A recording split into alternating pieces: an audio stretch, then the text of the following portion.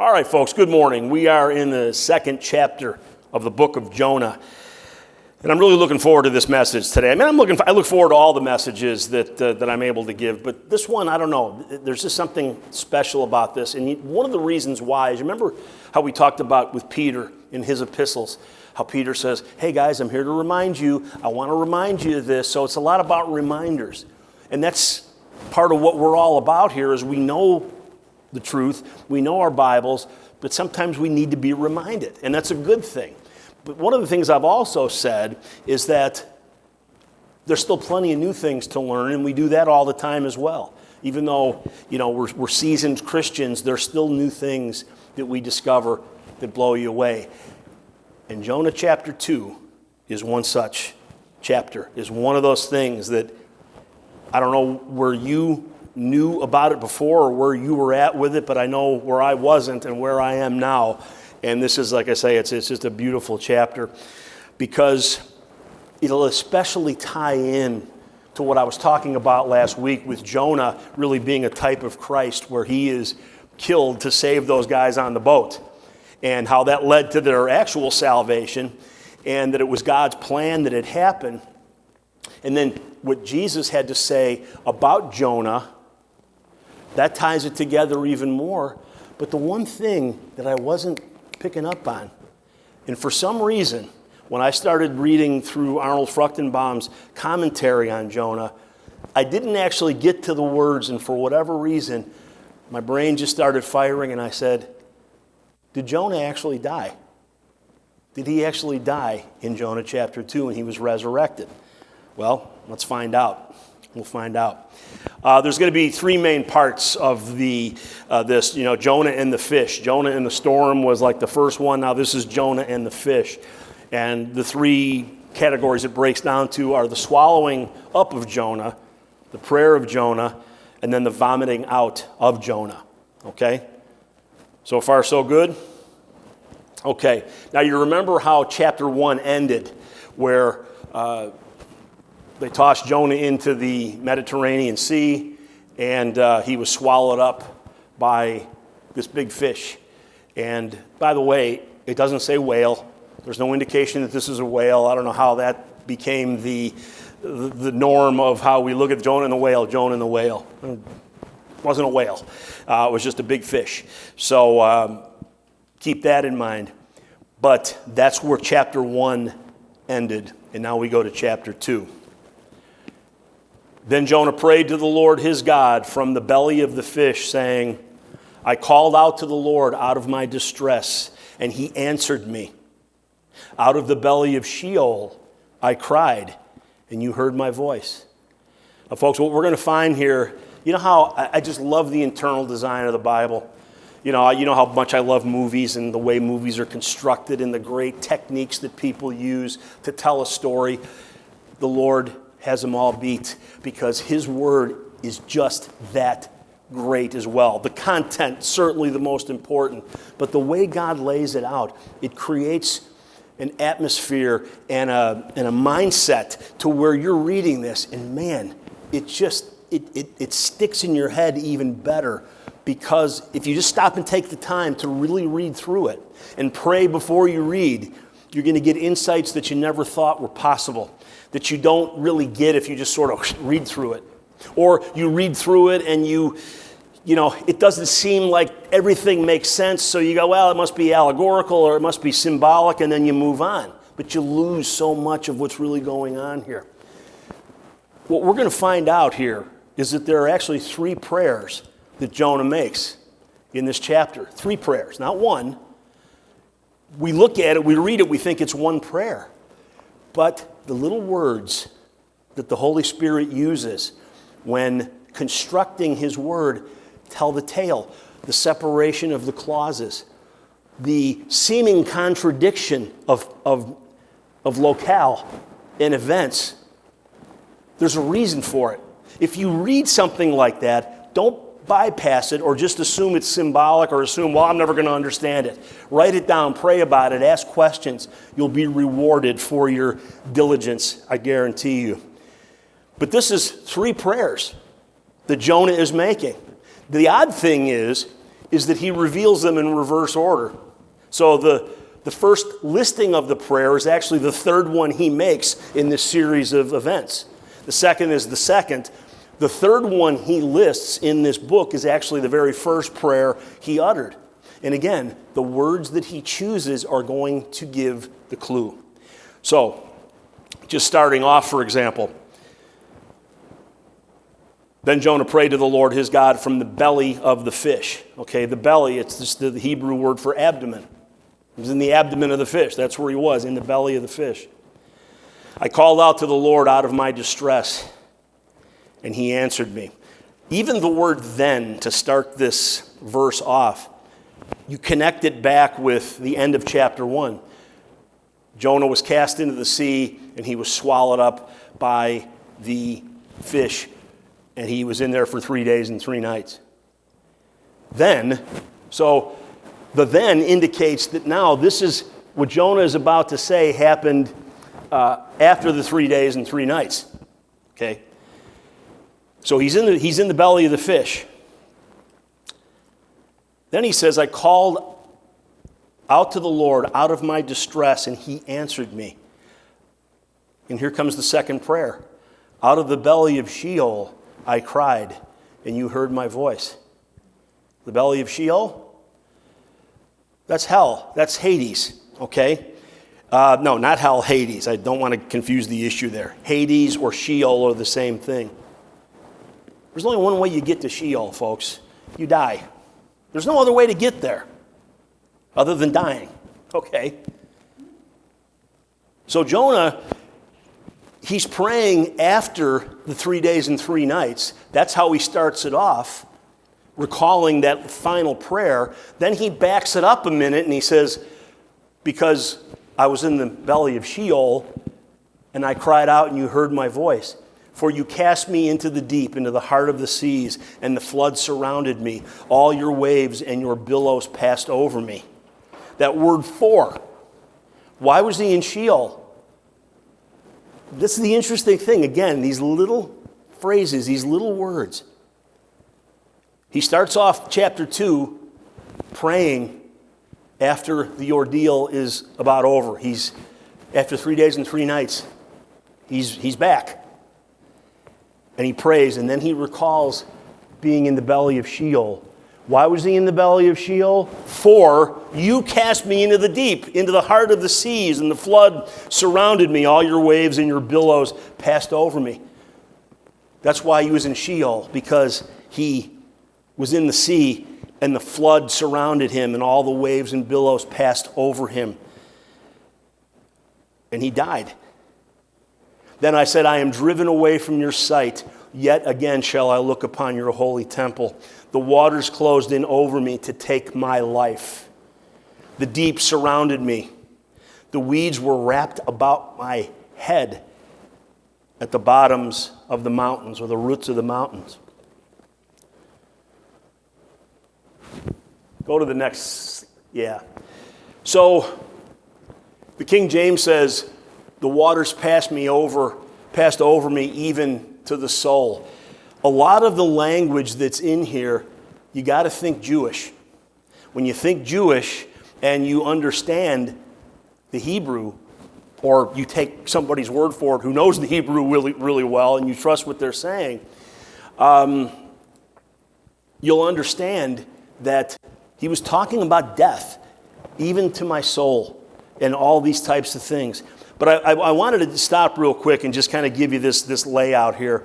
We're not going to go over this whole thing, but just in case you forgot, Hades or Sheol is this place, the center of the earth, I think is the common understanding of it. But you got 4 compartments. You had Abraham's bosom, or paradise, same thing. Then you had something called hell, or torments, Tartarus, and the abyss. Okay, so the abyss, that's still there. That's the home of fallen angels. That'll be opened up in the book of Revelation, and they'll be let out. Then you have Tartarus over here. Now Tartarus, the fallen angels that are in here are never getting out. These are the angels that sinned in Genesis chapter 6. You can look at a lot of, in Peter and in Jude to get that information. And then you've got hell. This is basically where unbelievers go, where their spirit descends to after they die. Now that, as Christians, when we die, our body is in the ground, but our spirit's in heaven with Christ. And then you got this thing called paradise, or Abraham's bosom. Do you remember the story of Lazarus? Not the one that Jesus brought back from the dead, but the other Lazarus. You remember him? Where he died, and there was also this rich guy that died at the same time, and the rich guy couldn't give the time of day to old Lazarus. He was into himself. He was into his riches. He didn't care about God. He didn't care about other people. Lazarus was a believer, but he was just a poor, down-and-out guy who was so down on his luck that the only comfort he got were the dogs that licked his sores. Do you remember that story? Okay. So he goes into Hades, and he's in Abraham's bosom.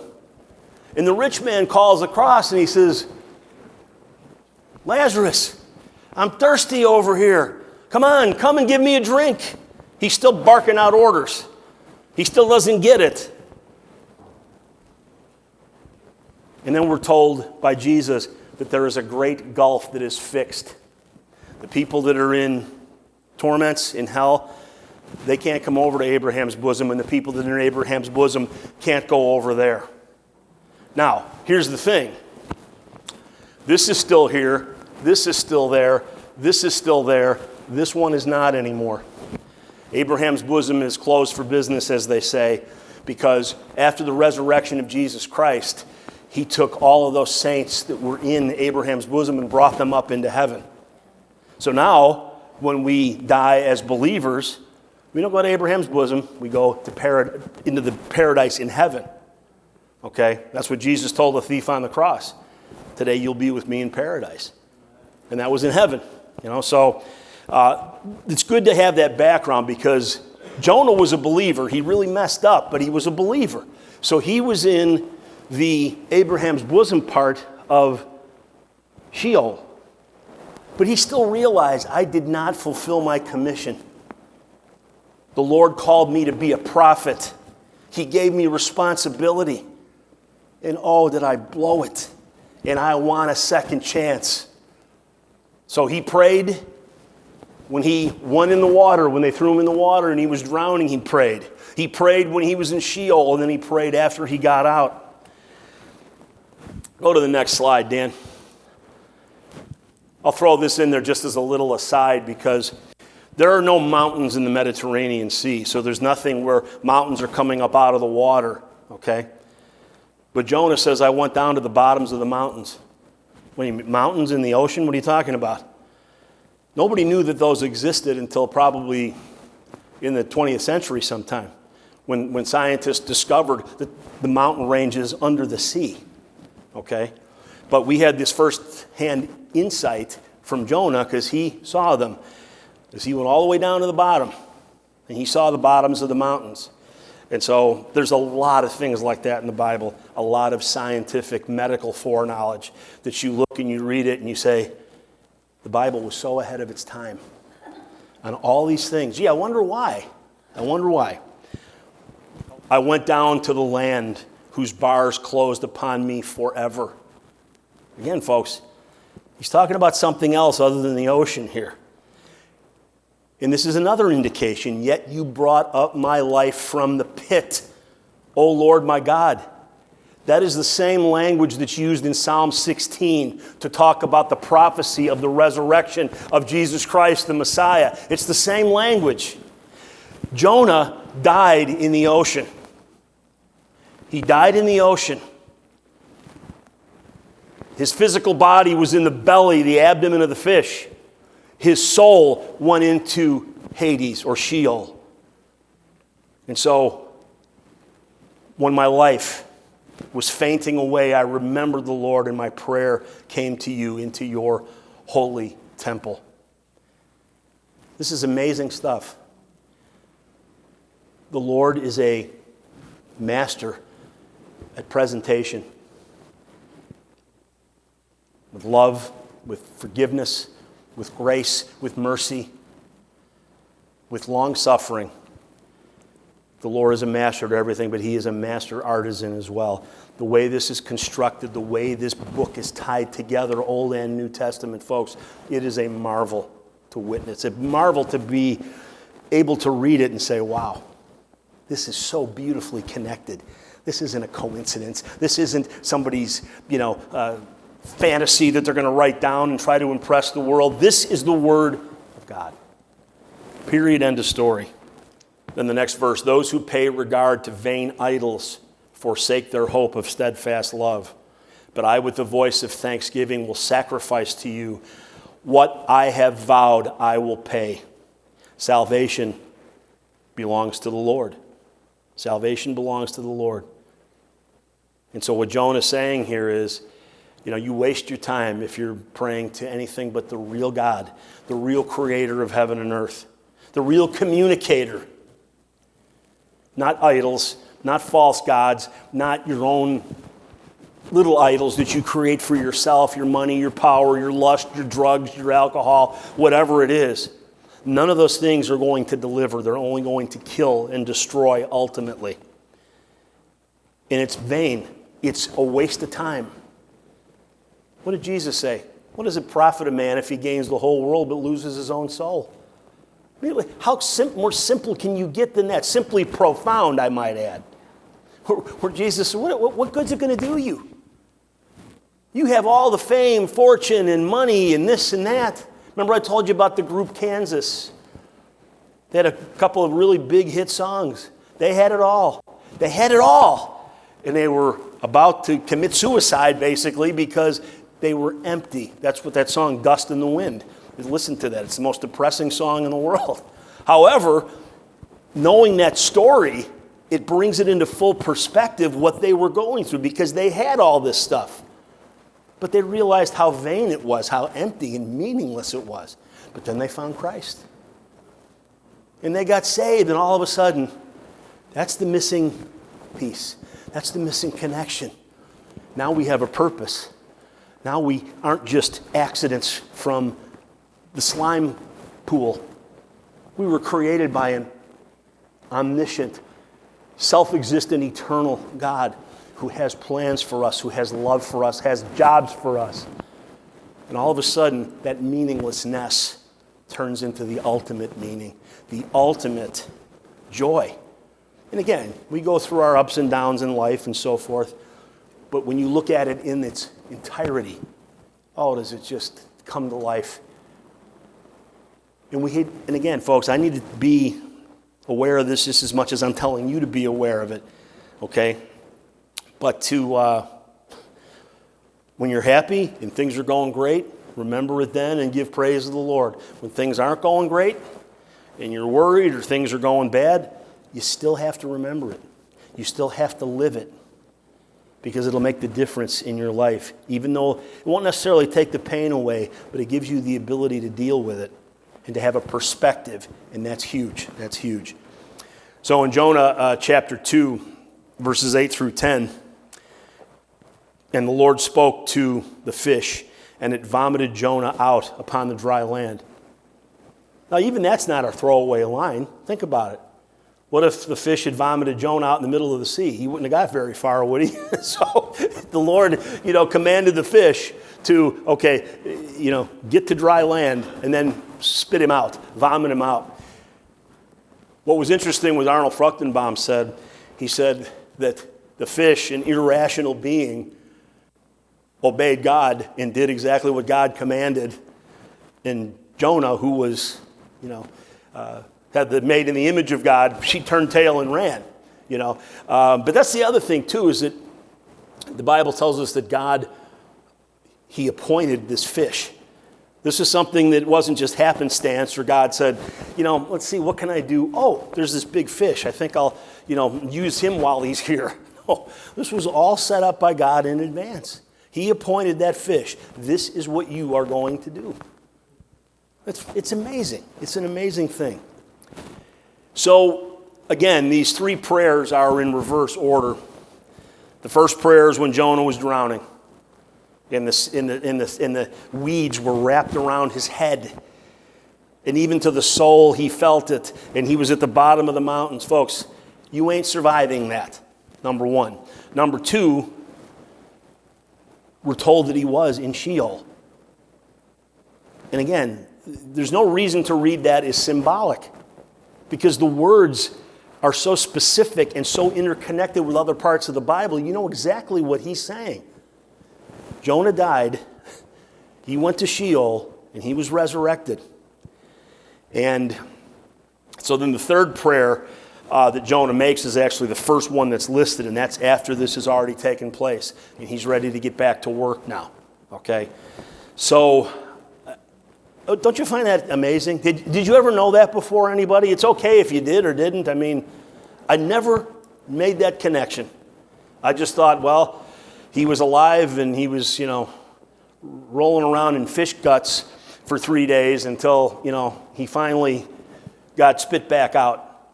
I didn't make the connection. And now I have, and I think it's stunning. It's beautiful in its scope, it's beautiful in its application. But for me, in the way my mind works sometimes, it's beautiful in its communication, in the style of the communication.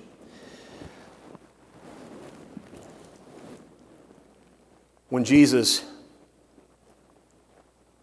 was talking with the Pharisees, they said, "Teacher, we want to see a sign from you." But he answered,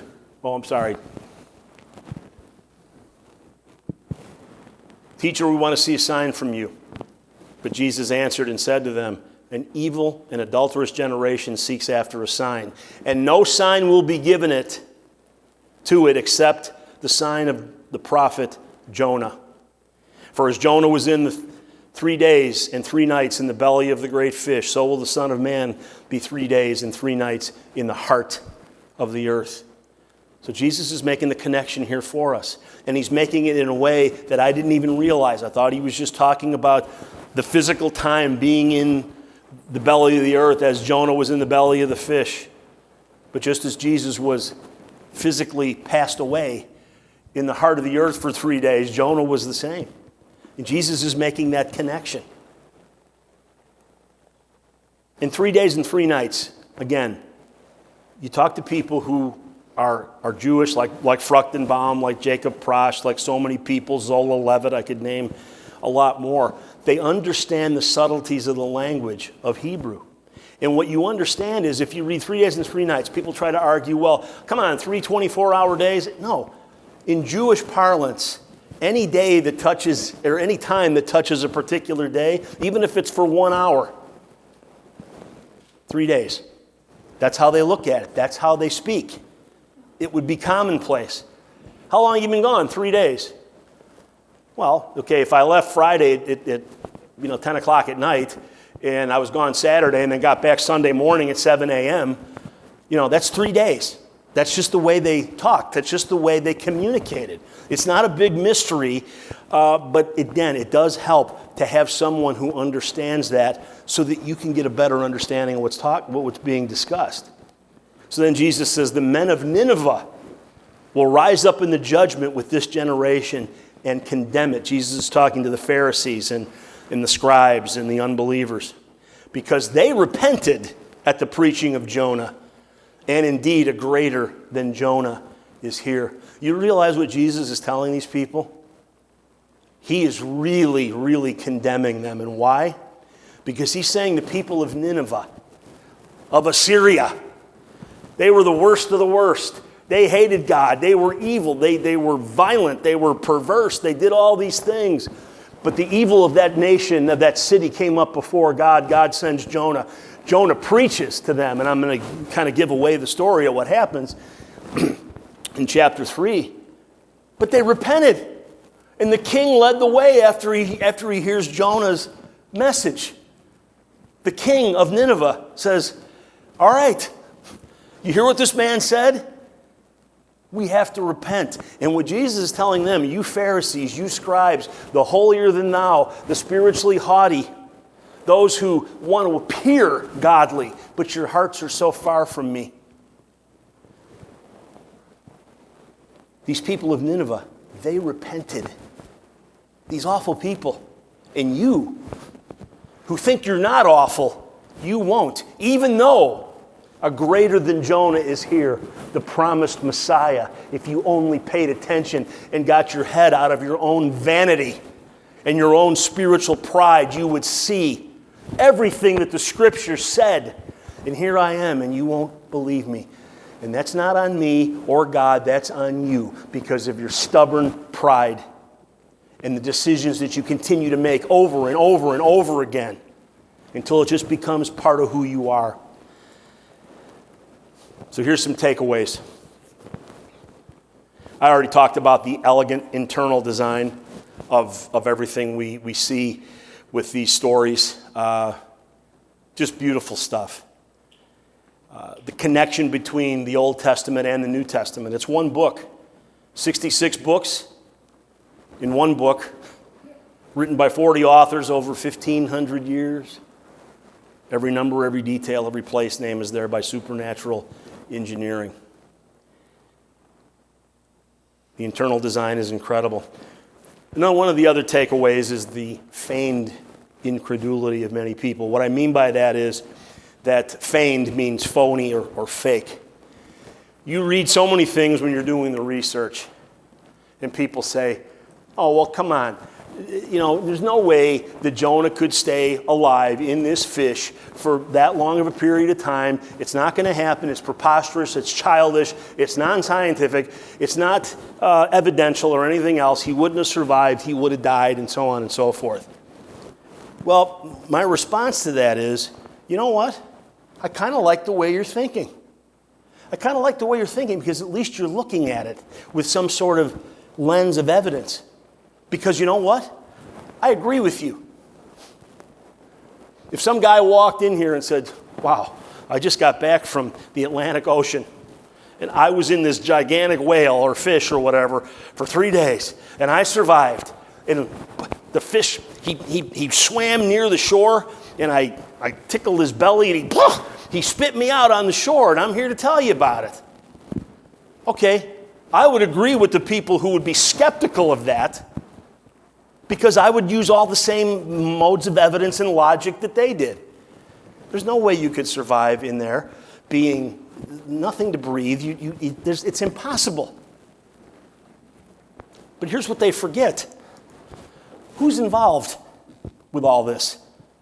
God, yes, yes. So then all of a sudden when you bring God into the equation, it's like, well, not only does this make sense, it's very probable because God is a miracle worker. He creates the universe, He creates all of life. Do you think it's tough for Him to bring a fish in that can swallow up Jonah? And by the way, they missed the point of the whole thing we just studied, that Jonah wasn't alive in that fish for 3 days anyway. But God still could have done that if He wanted to. He could have kept Jonah alive because He's God. So no, things that are miracles in the Bible are miracles because God had something to do with it. If God wasn't there, yeah, I would be kind of skeptical too of somebody that said, hey, I just resurrected from the dead. I'd be skeptical too. But that's not what we see. Because God is involved, all of a sudden it puts a different hue over it. And when I look at these folks and I think to myself, why don't you use the same level of criticism about your own life when it comes to your adherence to Darwinian evolution? Why don't you put the same spectacles on and view that with the same prism? Maybe you'll get some answers, because that they don't do. They don't apply the same criteria and things like that to evolution as they do to other things. It's like, well, wait a second. Maybe if we looked at life and the origin of life and the amazing complexity and functional integration and information, all that stuff that I talk about so often, maybe we should apply that same level of skepticism to that and see if it makes sense. But you see, this is the great contradiction.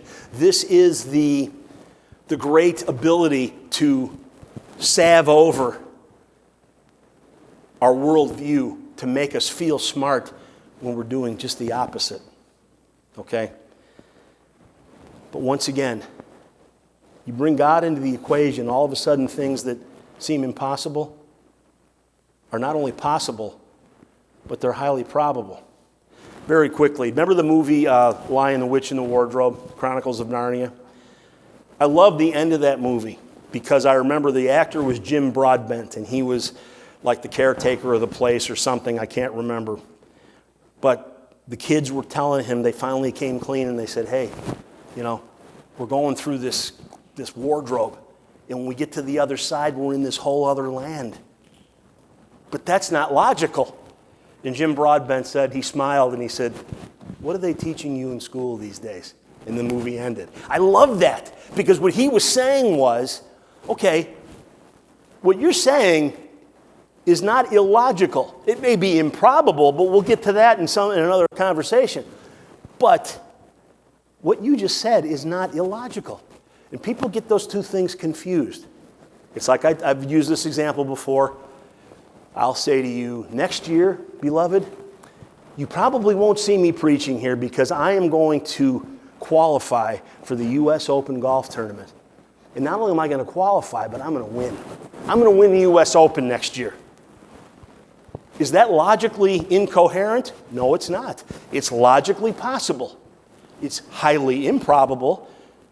It's highly impossible, really, but not logically impossible. So that's the difference. And people sometimes, they just don't get that. And they look and they confuse logic with probabilities, and on it goes. But if you take God out, you lose the whole thing. And then one of the other takeaways is Christians who reject the reality of the Jonah story. Well, it's just a story. It's just symbol. It's just there for a teaching lesson. Do you think Jesus looked at it like that? What did we just read in Matthew? Jesus took it literally. You know more than Christ, I suppose. When you say, oh, it's just a story, it's just... When Jesus talked about creation, did he talk about it that it was some theistic evolution or something, anything like that? Jesus believed it. He believed it literally. So the Christians they're too smart by a half in many ways. And one example is Francis Collins. He was the head of the National Institutes of Health. And I think what he did during COVID was absolutely reprehensible. I go on record as saying that. And we can talk about it another time, but I think what he did, and Francis Collins was a born-again Christian. But he's one of these guys, like many others, who have one foot in the church and one foot in the world. Because he wrote a book called The Language of God, talking about the existence of God and stuff like that because of DNA. Good on him. That's great stuff. But he turns around and he denies purposeful design. What? So he believes in theistic evolution. So it's like there's such a contradiction there. You want one foot in the church, one foot in the world. And that's another reason that the church can be just as damaging as anything else when it goes in the wrong direction. So anyway, Jesus believed all these things. If you can't believe Jesus, then Jesus told the Pharisees, you don't believe me about these little things? If you don't believe me about this basic stuff, how are you going to believe me about the weightier matters of stuff?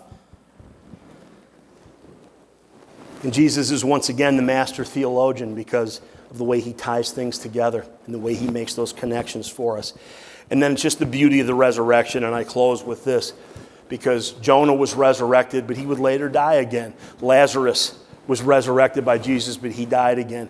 All the people that Jesus brought back to life, they eventually died again, but there is a resurrection coming that's permanent, and it's full of glory. Glorified bodies, glorified existence, all because of Jesus' love for us. So I always want you to keep that in mind as we tie these things together, and it's talking about resurrection. It's always pointing at that ultimate resurrection. Amen?